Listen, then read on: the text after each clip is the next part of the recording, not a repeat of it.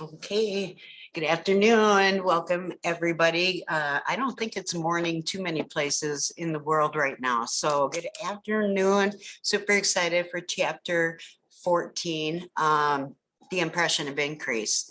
This is no more ums.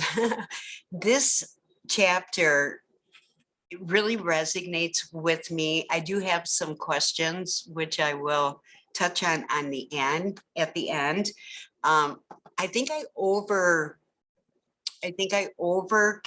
on this chapter a little bit, me personally, in my life. It's been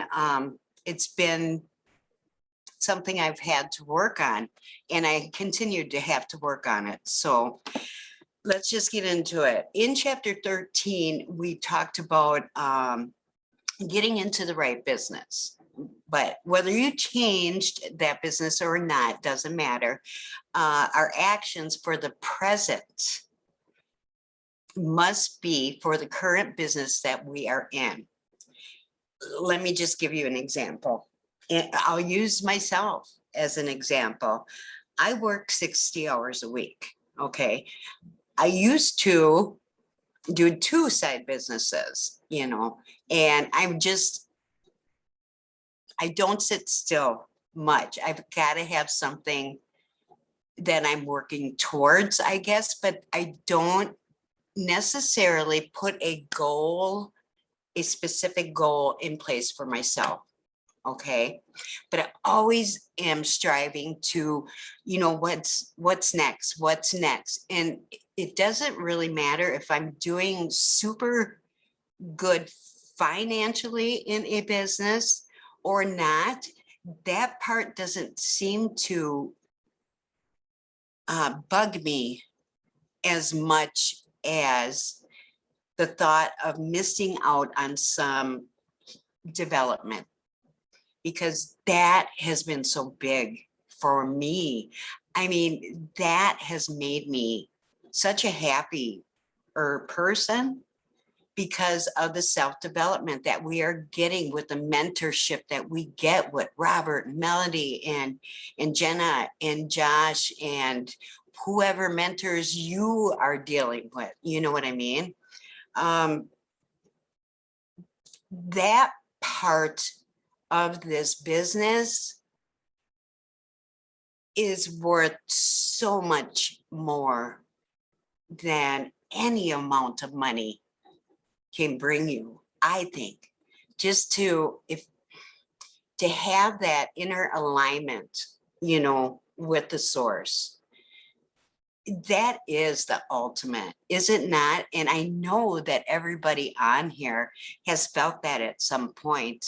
It's like watching Jenna's last training was amazing. It was on sex transmutation. And I didn't know what that was prior. And Melody has brought that up on one of her trainings. She didn't explain it. I don't blame her. I don't blame her. Jenna did a phenomenal job. So if you have not watched that, I suggest you do. It's amazing. So anyway, when you look at things, we have to leave the impression of increase in whatever it is that we do. So we always have to make whoever we are dealing with, in however way, it doesn't matter if you're talking to them on the phone or by email, or you're messaging them, or you see them in person. It's how you get them to feel when they leave.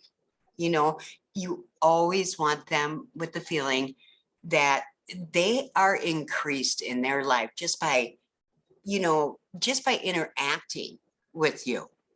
So you are giving off that impression that anybody around you, you are increasing their life. But there's a fine line there as far as motives. Okay. We have to be really careful about our motives, and that can just backlash everything. It could just wipe out all the good that you have done. It could just wipe it out. And I always think my motives are where they should be, but no, that, you know, I brought a question to Melody last night. And I thought to myself afterwards, I thought, you know what, my motive was not in the right place for that specific incident.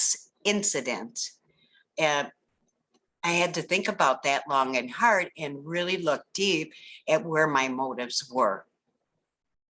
And if we are not leaving always that impression, you know, one for all for one, you know, leave no man behind. You take everybody with everybody increases because you are paving that way. You are clearing it out for everybody to join you. That's what it should be all about. And we can't worry if we don't have enough of something, or we feel like we don't have enough of something, like you are lacking at some point in your life. If that gets into the equation, that is wiping everything away too. So we really have to concentrate on keeping our mind focused to doing the right thing, doing the best possible thing you can do in your present job. Okay, let's go back to that a little bit. I've worked the 60 hours a week. Sometimes I work more. And do I have to work more? No, probably not. So why do I choose to do that?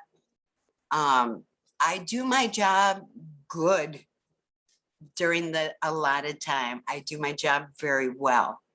I'm an overachiever. I always like doing extra things, or just, you know, putting the extra time or touches and just making everything look nice. You know, it is a business. I want things to look nice. It is a reflection on myself, you know, as well as the company. So there's a fine line there too. Where do you draw that line?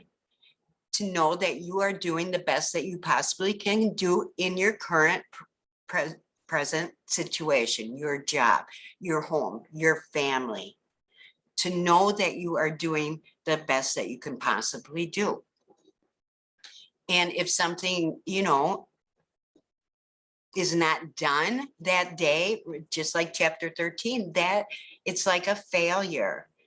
So I kind of go excessive with that. And I'm having a hard time knowing where to draw my line, because I created that myself. You know, it wasn't not at that time where they're putting more work on me. I chose to do that, you know, and then you get to the point, you're doing that for 18 years, you pretty much don't know how to stop doing that.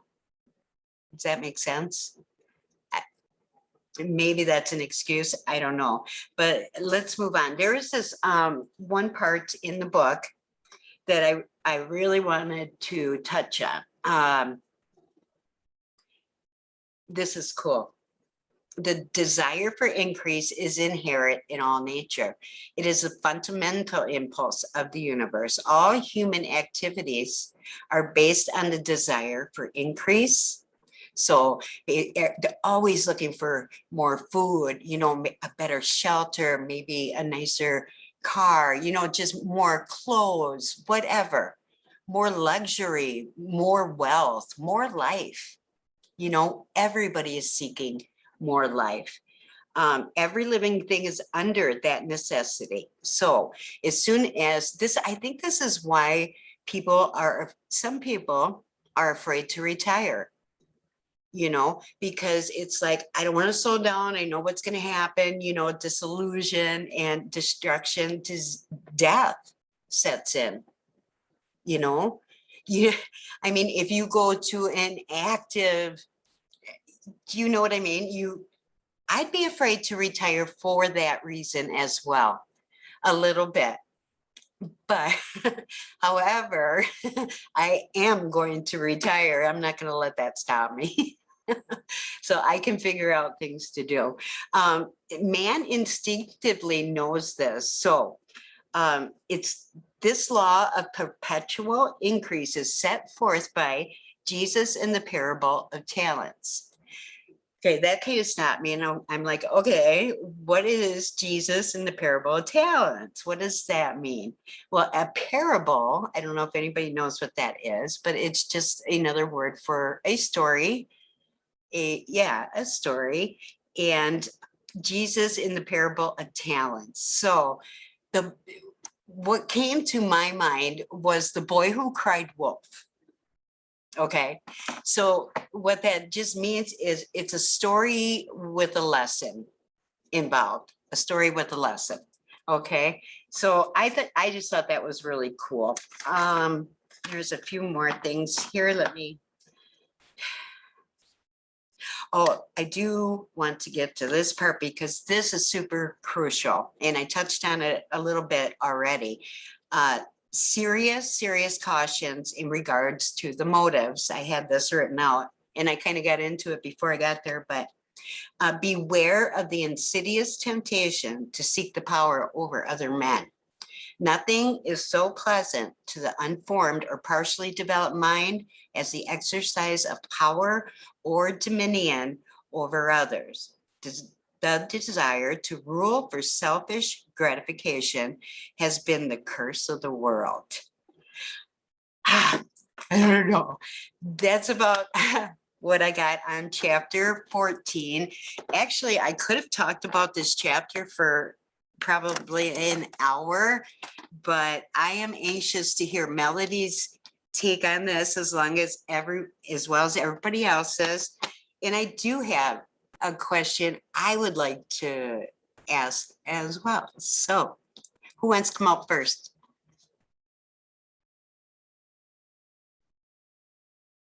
Okay, Melody. I'm not sure if I have to unmute you, but I will. I got it. Okay. I got it. Okay, first of all, great job, Lisa. I love that you're sharing this. And, I know there are going to be people that watch this replay or maybe here live that are not thinking impression of increase.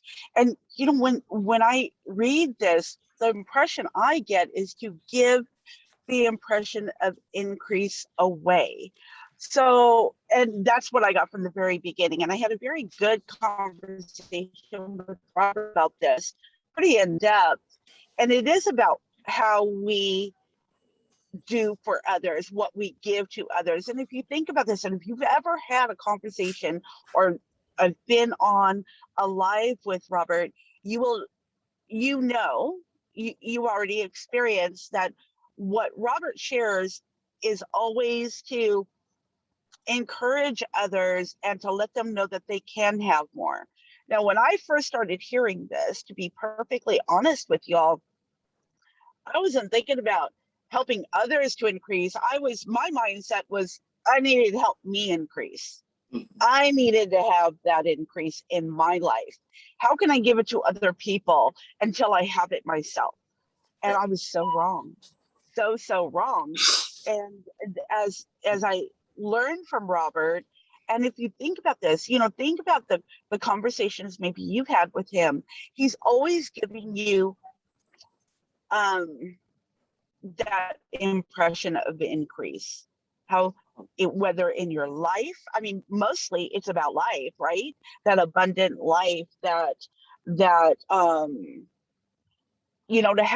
to have the actions to create this in your life. But most of all, it's about gifting. If we're not pouring into other people and using that law of reciprocity, it is a law. I mean, we didn't make it up. And if you use it, you put an effort towards trying it, you too will see. And I don't know if any of you have ever experienced doing something for somebody, going out of your way for someone, putting somebody else first, and they get a great benefit. Maybe they've come to you and said, oh, thank you so much. That really meant so much to me. That was more increase in my life than I believe it was to them. I don't know. I know it was to them, but I get so much out of that. I get more out of that. Like I get more out of helping people increase in their, their switching their limiting beliefs, um, giving them hope, letting them see that they are powerful to be able to change things in their life, that they have the power within them. Anything that I can do to build them up, to encourage them, to let them see that if they just step into their life, not just show up because you have nowhere else to go, but stepping into your life and sharing that with others, that increase happens so much faster, so much faster. And granted, there are going to be people that don't want that from us, don't want to hear it. They're, misery loves company. They want you to go and have that pity party with them. I don't know about you guys, nobody ever had that pity party with me. I was always by myself, and it was a very lonely place to be. But when you connect with people and you start giving that impression of increase to them, it fills me up. I guess that's the best way I could describe it. It just gives me this overwhelming feeling of joy, and I'm just so happy. Like I feel fulfilled, like full. My heart is full. That seems to be the saying that I'm saying so recently. My heart becomes so full. And I love that. And it helps me with my own belief system. If that saying, if you focus on helping others, in return, you'll have success. It doesn't happen until that. It does not happen. It didn't for me. Robert shared with me it didn't for him. So we can convey the impression of increase to everyone, like letting them know there's nobody greater than you. There's nobody greater or less than. Everybody has the same value. And if that's why I feel it's a moral responsibility for me as I learn not only these principles, but to be able to share them with people, because I know, no doubt, I would bet anyone, I would put money on it if I were a gambling girl, that it will help them. Now, whether they take the information or not is up to them, right? That's on them. We've done our job. Another great thing I love about this, and they do refer to Matthew 23, and I encourage you guys, for those of you who have a Bible, read it. And this chapter here, if you think about it, it's all about justice, mercy, and faithfulness. That's what it's teaching here. And when Jesus talks to his disciples, and when he's scorning the Pharisees, he's warning them. He's telling them, there are no people. Nobody's worth more than anybody else, and it's God who is our Father. That's who we should be looking towards. That's who we should be treating people like. And the last thing I want to share with this chapter, it speaks of the Golden Rule Jones. I don't know if you guys looked that up. Lisa, did you look that up? Golden Rule Jones? Well, let me share with you, for those of you who haven't. Golden Rule Jones, his name was Samuel Milton Jones, and he was the mayor of Toledo, Ohio, way back, like between 1897 and 1904, I believe. And he was a businessman, and his whole thing was, he wanted to help the needy.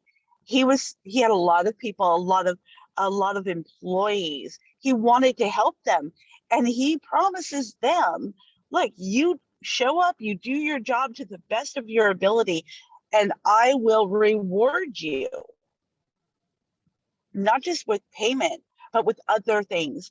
And so he was very, very well known for helping the indigenous, the poor, the needy.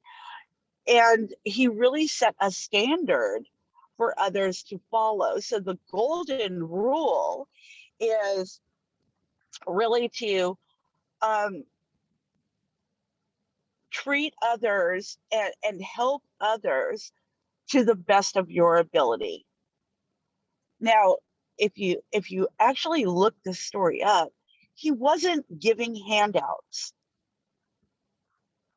He wasn't giving his fortune away. He was he would hire people and expect them to do their best to get their pay. And so people were happy to work for him.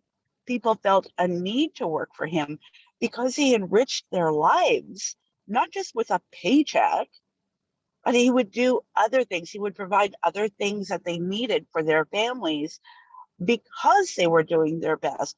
When we show up in our own lives and we do our best every day, and I used to tap myself on the back and go, yay, Melody, good job. When I knew I could have done better, don't fool yourselves. You need to be honest with yourselves. Did I do my best today? Who did I serve today? How did I help them today? And the more that I found that I was doing that and keeping myself accountable, the the more what is it? The more full I got, the more joy I found. So I hope that helps. Don't be in dismay if you're feeling like I don't have enough for myself. How dare you think I start thinking about delivering the impression of increase to other people? That's how you get that increase in your own life, is by conveying to put that impression of increase in other people's lives. How do you how do you separate for bragging? I mean, that almost sounds like bragging, boasting, when we are conveying to people, and unless, well, then how would there's got to be a different way to say that, or do you know what I Well, mean? I don't get online with people and tell them what I've done and how I've made $1 million in 10 and a half months and all of that. I don't get online and talk about me. Well, right. I edify somebody else. Okay, but so We can you are, brag and boast on someone else if we're learning something from them. That's that's called edification. that's what I'm getting at. So that's where the boasting comes in. Okay. I just wanted Right. to We clarify don't make that. it about me. I Right. don't use I in those sentences. Very rarely will I. Very rarely will I ever do that. If somebody comes to me and says, which I've only had this done one time in the last year that I can remember, maybe 8 months. One time somebody specifically came to me and I was bragging, I was boasting on Robert and how many people he helped and what he's taught me and how it's helped change my life. I didn't talk about money in that. I didn't talk about my own success, how it's affected me. I don't use I in that conversation. And I found that when, sometimes people send me their messages and how they're talking to people and what who they're connecting with. A lot of the people have put themselves on a pedestal and they want to be the deal. I learned being the deal is not in my wheelhouse. I don't want to be the deal ever, ever. I always point, guide, and direct. I always give credit to where credit is due. And I never say I I'm willing to show you what Robert has taught me and how it's helped me much later, that I will even share my story with them. Does that help? Yeah, that was perfect because, yeah, my last meeting, I did exactly as I should have. I love me. That's another yay. Awesome. Okay, does anybody else have anything to add? Dustin, Deborah, I'd love to hear any kind of intake you got or any, whatever you got.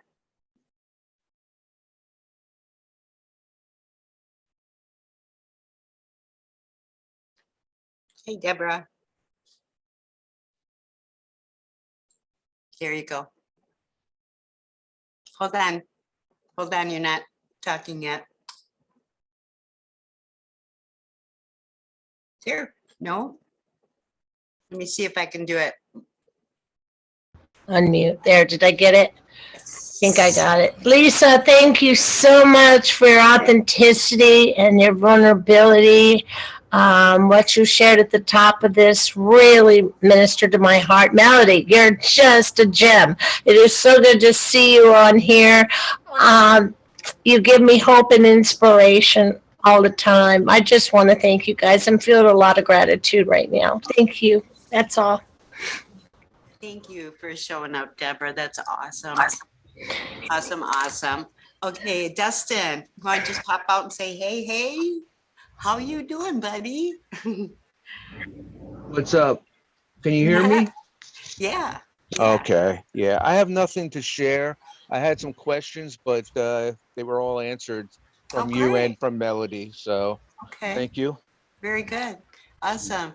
And I have noticed a lot on yours, Dustin. You are really starting to improve as well. I can see it. How does that make you feel? It makes me feel good. Yeah, doesn't it? Yes. That kind of feeling when that's telling you that you are aligned with who you truly meant to be. Right. When you feel like that, you want to continue feeling like that as long as possible. Deborah, I did want to mention to you, I don't know if you have listened to Abraham before, but she really, really resonates with me. I think it would be awesome if you found somebody that you can just connect with. I know you connect awesome with Melody, and not feel bad I love about. Abraham. Abraham Hicks has really been good for me too. Yeah, Thank I you. love Yeah. her. Love Thank her. you. I listen to her almost every single morning while I'm getting dressed. Wow. Yeah. Okay. Thank you. Okay. You too. She's all over my playlist. I kind of like listening to Jerry too, Jerry Hicks. He's, I guess, departed now. Yeah, that's too bad.